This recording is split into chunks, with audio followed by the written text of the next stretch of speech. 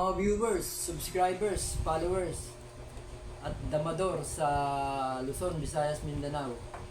Welcome to my vlog ulit. Dito sa programang The Secret Victory in Dama Game. Opening time tayo mga kadama sa 115 versus 116. Sa Makatuwid, nasa 116 na tayo. Part 6 na, chapter 6 na tayo. Natapos na tayo sa chapter 1 hanggang chapter 5. Chapter 6 na tayo sa 115 versus 116. Dito mga kadama, marami na naman tayong variation na ipapakita sa 115 versus 116. Kaya sisimulan na natin itong part 1 ng 115 versus 116. Ito, umpisahan ko na mga kadama. 115, nag 116 siya. Best move natin, pakain ng 15-14. Kumain siya ng 315, kumain tayo ng 214, kumain siya ng 216, kumain tayo ng 414. 16-13 siya, 314 tayo. 5-1 siya, 5-1 rin tayo. Pag 116 niya, 9-5 lang tayo.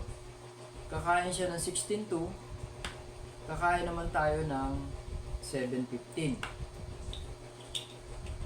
Diyan, choices na ng itim kung anong gusto niya itira. Karaniwan ito 9-5. Pag nag 9-5 siya, 11-7 lang tayo. Pag 5-1 niya, 8-3 lang tayo. Pag 116 niya, susubuan na natin siya ng 3-14. Kakain siya ng 16-2, kakain tayo ng 2-14. 6-14. Ngayon, tumira siya ng 10-5. Tumira tayo ng 11-6. Tumira siya ng 5-1. Tumira naman tayo ng 7-2. Merong pumapasok dito agad at meron naman tumatiming naman dito. So, makatuwid, dito muna tayo sa pumasok agad dito. Nag 116 siya. Ngayon, tayo naman, ang best move naman natin dyan, 116 din. Yan. Yan. Pwede siyang tumira ng 7-2, 7-3, 6-1. Ngayon, halimbawa, tumira siya ng 6-1. Pag tumira siya ng 6-1, 6-1 din tayo. Isang palatandaan to, na kung magpapakain siya ng 15-1 maaga, best move lang natin kumain tayo ng unang kain natin, dito tayo kakain sa 14-2. Bahala na kung kakain siya rito, kakain din tayo doon, at pagkatapos re-realan natin siya. So sa Makatuwid, ito hindi niya magandang itira kasi pag pinakain niya to, ang unang kain natin dito, pagkain niya rito sa 315, kakain tayo ng 15-1, kakain siya ng 16-6, tsaka tayo gaganon. Ahead na tayo dyan mga kadama, nakaposisyon na tayo. So Makatuwid, kung halimbawa lang gagawin niya yung magpakain agad. Yan. Pero palibasa, yung iba hindi na yan pinapakain agad kasi nakita nga nila dihado yung magiging posisyon ng pitcha nila. Kaya ito ang gagawin ng yan. Pag 116 natin, nag 6-1 siya, 6-1 tayo. Hindi siya nagpakain.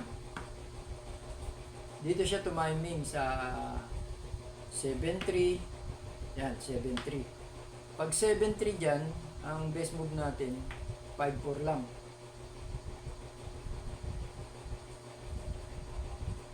Ngayon, mag-11-6 siya. Tsaka tayo tatiming ng 12-7. Kapag ka nag 313 siya, malalansin na siya. Gaganon tayo. Yan o. Siyempre, atras siya. Dito natin siya pakakainan. Yan. Ibig sabihin lang, pag nag 313, malalansi. Halimbawa, yan. Nag 313 siya, ipapakain muna natin dito. Kung halimbawa, hindi naman siya mag-313, ito ang ititira niya. So, makatuwid, ang posibleng gagawin natin dito,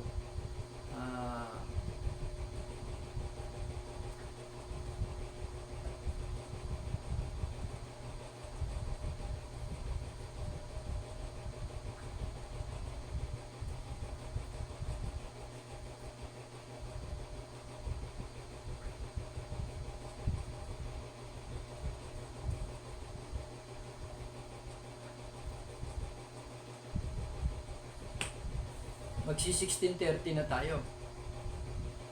So, tanging tira niya lang, umatras. Yan.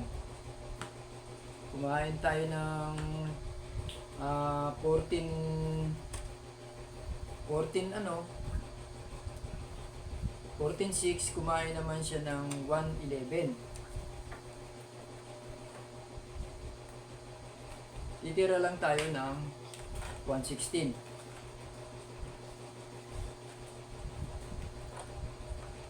So, pagtira niya ng 11:06, papakain lang natin to. 13:07 kakain siya, kakain tayo rito, balik. Kakain siyang dalawa,